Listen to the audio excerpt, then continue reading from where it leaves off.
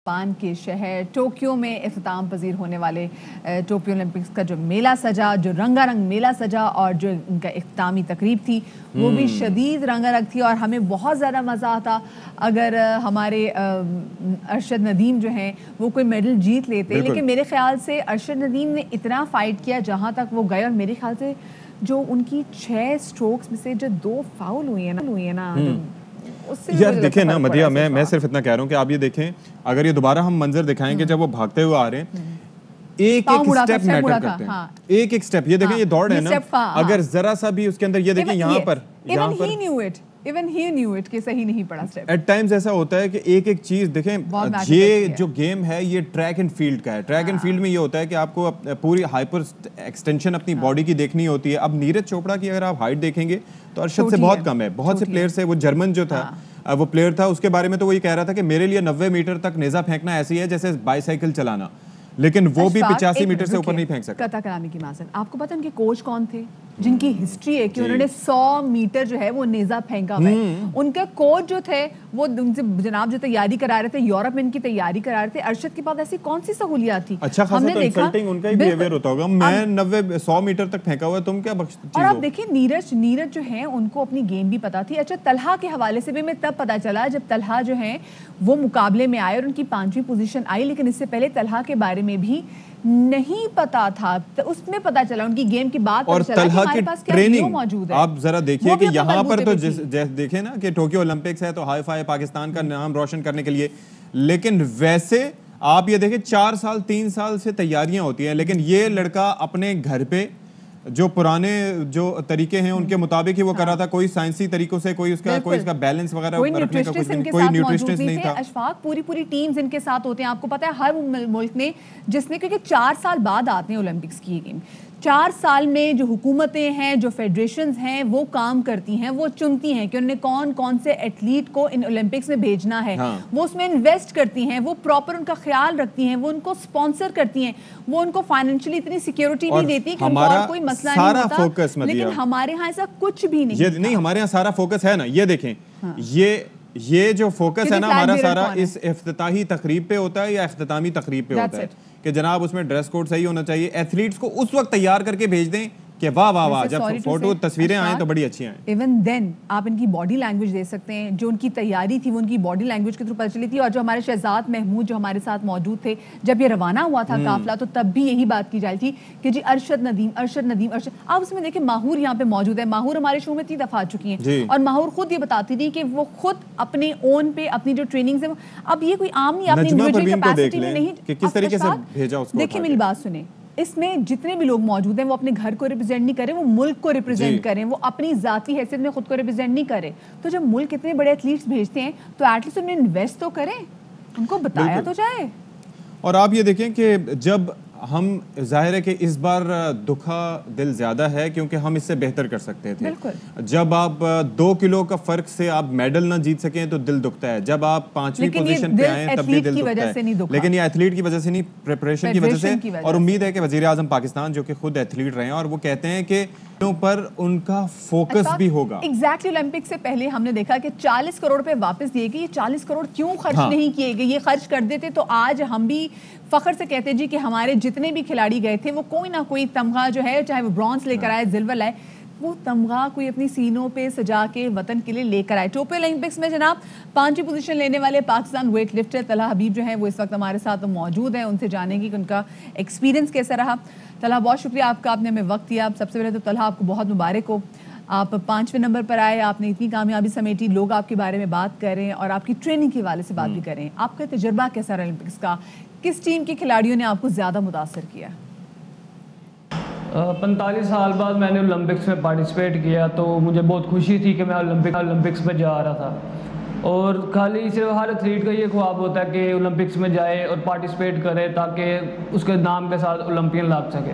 तो मेरी ये कोशिश थी कि ओलंपियन के साथ साथ मैं अच्छे से अच्छा परफॉर्म करूं ताकि जो मेरा मुल्क है पाकिस्तान, इसका नाम पूरी दुनिया में रोशन हो सके। जब आप ये वेट उठा रहे थे तो उस वक्त हमारे दिल भी आपके साथ धड़क रहे थे, तो इतना करीब आप मेडल की दौड़ में पहुंच गए थे, लेकिन सबसे बड़ी रुकावट आपको क्या लगी?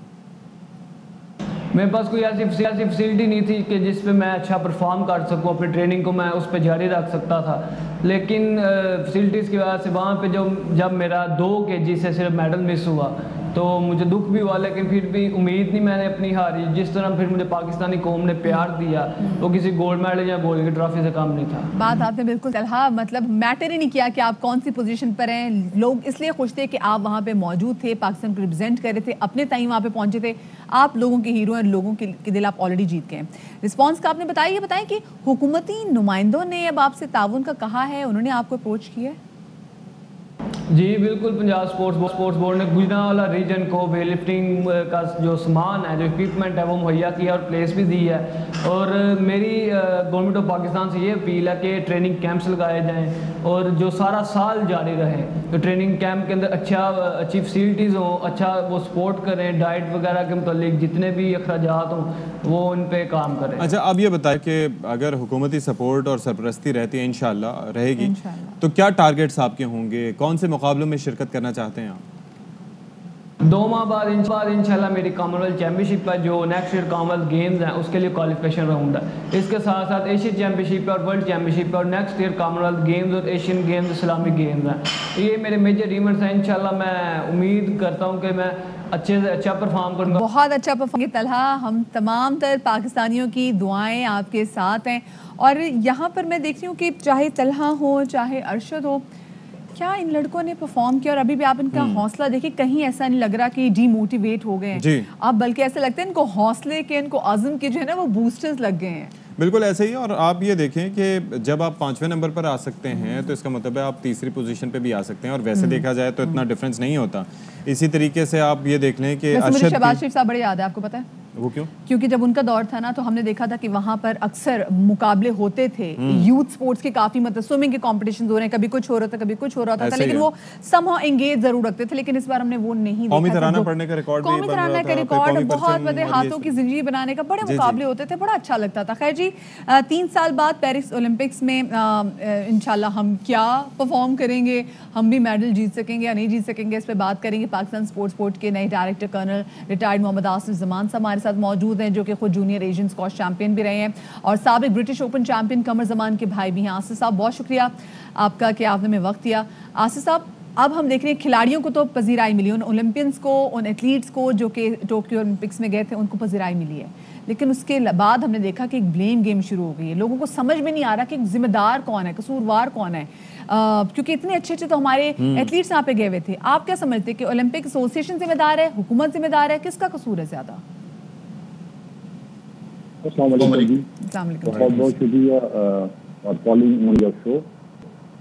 मैं आपको फैक्ट बताऊंगा क्योंकि मुझे आए हुए 3 महीने हुए, 3 महीने हुए मुझे आए हुए, ज्वाइन किए हुए इस पोस्ट को। अच्छा। और ये भी एक गवर्नमेंट की अचीवमेंट है कि एज मेरिट के ऊपर एक सिलेक्शन हुई, और हमारा फुकदान जो है बेसिकली वही है मेरिट और ट्रांसपेरेंसी। यहाँ पर जितनी भी आपकी फेडरेशंस हैं या एसोसिएशंस हैं वो पैरेलल बनी हुई हैं और उसके अंदर कोई जेन्युइन क्लब नहीं है। अच्छा। और ये एक बहुत बड़ा इशू है और उन इश्यूज की वजह से आज हम ये सेव कर रहे हैं। सर चलिए, लेकिन मुझे बताइए जो एथलीट्स जो है, जो आगे से इनकी कोचेस हैं, इनकी सिलेक्शन आपको लगा कि मेरिट पे हुई है? हमने देखा है जो बेचारी हमारी जो रेस में खातून जो परवीन शिरकत करी थी, शी वाज अनफेयर, तो वो आपको लगता है कि वो सिलेक्शन मेरिट पे हुई?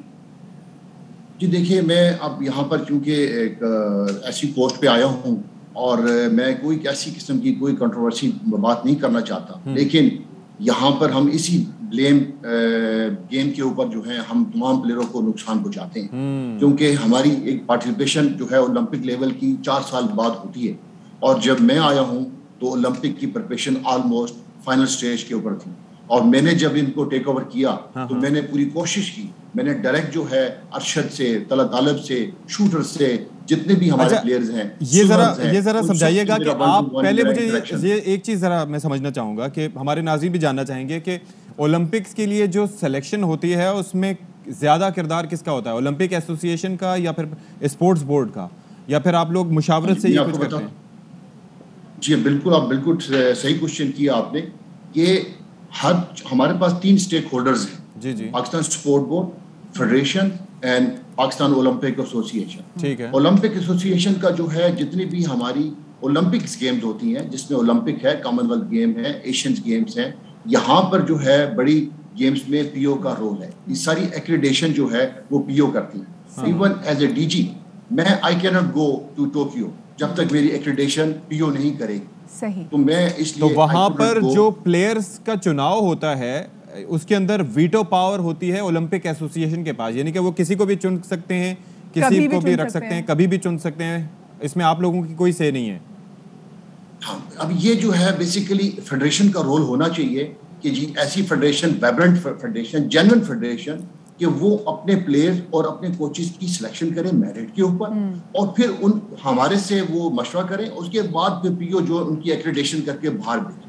अगर आप इस तरीके से ट्रांसपेरेंसी नहीं होगी, सिलेक्शन मेरिट पे नहीं होगी, तो फिर ये रिजल्ट आए। अच्छा देखिए, कितनी अच्छी बात है, मतलब जो डायरेक्टर वाला उन सब की जो जिन्होंने मैनेजर लेवल पे आके तमाम तर चीजें चलानी है, उनकी तो भर्तियां हैं वो मेरिट पे कर देते हैं, लेकिन जो आगे जो एथलीट्स हम चुनते हैं उनमें नजर नहीं आता वो मेरिट का है। अब जरा आप ये बताइएगा आसिफ साहब, ये जितने भी हमारे एथलीट्स थे जिन्हें टोक्यो ओलंपिक्स में शिरकत करनी थी, गो के आपने बताया कि आपको तभी क्लब ज्वाइन किया तकरीबन को 3-4 महीने हुए सिर्फ, इनको कब सिलेक्ट किया गया था, इन पे काम करना कब से शुरू किया गया था? सिर्फ ये लोग ये जानना चाहते हैं ताकि लोगों को पता हो कि हाँ भाई फेडरेशन लगी हुई थी, काम कर रही थी इन पे।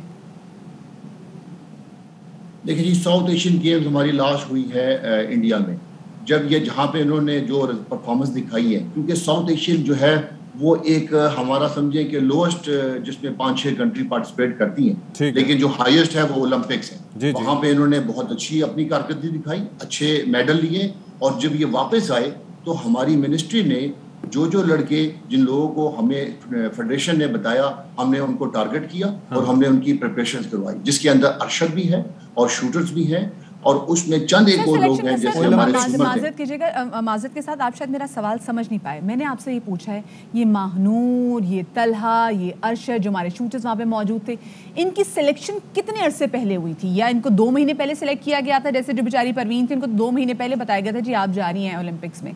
सिलेक्शन का टाइम पीरियड क्या था? जी हाँ, देखिए सिलेक्शन टाइम पीरियड ये है कि जो लोग क्वालिफाई कर जाते हैं वो तो हमारी टारगेट में, रडार में आ जाते हैं, हम उनको उसके मुताबिक जो है उनकी प्रिपरेशन ओलंपिक की शुरू हो जाती है। लेकिन जो लोग हमारे रडार में नहीं है, जिनकी सिलेक्शन जो है वो प्रोबेबल्स में है, वो उसका सिलेक्ट नहीं हुए, तो इनमें ज्यादातर जो है वो वाइल्ड कार्ड के ऊपर गए हैं, जिनकी सिलेक्शन पीओ ने की है और उनको नहीं। तो इसके अंदर मुझे ये बताएं कि मुझे लग ये रहा है कि जैसे हम ये देखते हैं, आप भी इस चीज़ से वाकिफ होंगे कि किसी जगह भी कोई वाक़या पेश आ जाता है तो थानों का हुदूद के मामले पर लड़ाई हो जाती है कि ये जी हमारी हुदूद नहीं है, तुम्हारी हुदूद है, ये उसकी हुदूद है। यहाँ पर लग ये रहा है और ये तासुर जा रहा है कि यहाँ पर मामला यही है कि आप कह रहे हैं कि उन्होंने ओलंपिक्स वालों ने करना है, ओलंपिक्स वाले कहते हैं कि स्पोर्ट्स फेडरेशन की या बोर्ड की जिम्मेदारी है। दर हकीकत कोई स्टेजेस होती होंगी ना कि इस स्टेज पे स्पोर्ट्स बोर्ड ने तैयार करना है, इस स्टेज पे फेडरेशन ने टेक ओवर करना है, इस स्टेज पे ओलंपिक एसोसिएशन ने उनकी एक्रेडिटेशन करनी है और फिर भेजना है। होता क्या है? देखिए जी, बिल्कुल आप सही बात कर रहे हैं। ये तमाम जो सिलेक्शंस हैं वो है फेडरेशन का काम। अच्छा, जितनी फेडरेशंस हैं वो हमारी जो 41 फेडरेशंस हैं उनका काम है प्लेयर्स का, कोचेस की सिलेक्शन करना, और फिर हमारे पास है जो फैसिलिटीज प्रोवाइड करना और उनकी ट्रेनिंग करवाना। आगे जितनी उनकी एक्रेडिटेशंस हैं वो पीओ कर रहे हैं, और पीओ का जो रोल है वो इस रोल के ऊपर, जहाँ ओलंपिक्स है वहाँ वो एक्टिव है, वो हमारा रोल। लेकिन कर्नल साहब, पिछले कुछ अरसे से आपने ये देखा नहीं कि ये जो अरशद है उसके वालिद साहब से बात हो रही थी, वो कह रहे हैं मजदूरी कर करके इसके अखराजात बर्दाश्त करते हैं। तलहा जिस तरह से ट्रेन कर रहा था, वो जनाब किस तरह के वेट्स यूज कर रहा था, तो अगर यहाँ पर ट्रेनिंग आप लोगों की जिम्मेदारी थी तो फिर आपके इस 3 माह के दौरान किसी हद तक फोकस होना चाहिए था उस पर, या उससे पहले भी होना चाहिए? देखिए हम जी बिल्कुल ठीक है, हम 2 साल से जो है अरशद को जो है लाहौर के अंदर पूरी ट्रेनिंग दे रहे हैं। 2 साल से जो जितनी भी रिस्पॉन्सिबिलिटी है वो हम कर रहे हैं, और इस तरीके से पाकिस्तान स्पोर्ट बोर्ड में जितने प्लेयर्स हैं जो हम यहाँ उनको ट्रेनिंग प्रोवाइड कर रहे हैं। अच्छा। फिर अरशद जो है वाबडा का एम्प्लॉयड है, अरशद जो है 18 ग्रेड में है, अरशद को पे पैकेज भी है उनका। सही, ठीक है जी, बहुत शुक्रिया। डायरेक्टर पाकिस्तान स्पोर्ट्स बोर्ड इस वक्त हमारे साथ मौजूद थे कर्नल राइड मोहम्मद आसिफ जमान साहब। और अब देखते हैं जनाब, क्योंकि जो कारकर्दगी थी वो दुनिया ने देखी। ये वो ओलंपिक्स हैं जिसमें जब पाकिस्तानी हॉकी प्लेयर्स जब जाते थे सबको पता होता था क्या। और अब अशफाक देखिए, एग्जैक्टली मुझे फिर भी समझ में नहीं आई कि कितना टाइम लगा, क्योंकि पहले बहुत सारे लोग ये जो चीजें हैं ना, मुझे लग रहा है एक जलेबी की तरह है, यानी कि घूम के फिर के आप उधर ही चले जाते हैं। आप जाएं, किसने किया? ओलंपिक एसोसिएशन ने। किसने किया? स्पोर्ट्स फेडरेशन ने। किसने किया? स्पोर्ट्स बोर्ड ने। सब एक पे इल्जाम लगाते हैं, उसके बाद जनाब उसकी जेली शाखें 41 फेडरेशन हैं, 41 फेडरेशन, यानी कि All I अमेरिका wanted ने to know. 39 मेडल जीते हैं जो सबसे ज्यादा हैं, लेकिन हम फिर भी सबसे आगे हैं क्योंकि हमारे मेडल जीरो हैं। जज्बाती परिंदे, मैं सिर्फ ये जानना चाहती थी कितने अरसे पहले इनकी सिलेक्शन की गई, कुछ नहीं जवाब मिला आपको? बिल्कुल भी नहीं, मुझे जवाब था। छोटी सी ब्रेक के बाद मिलते हैं।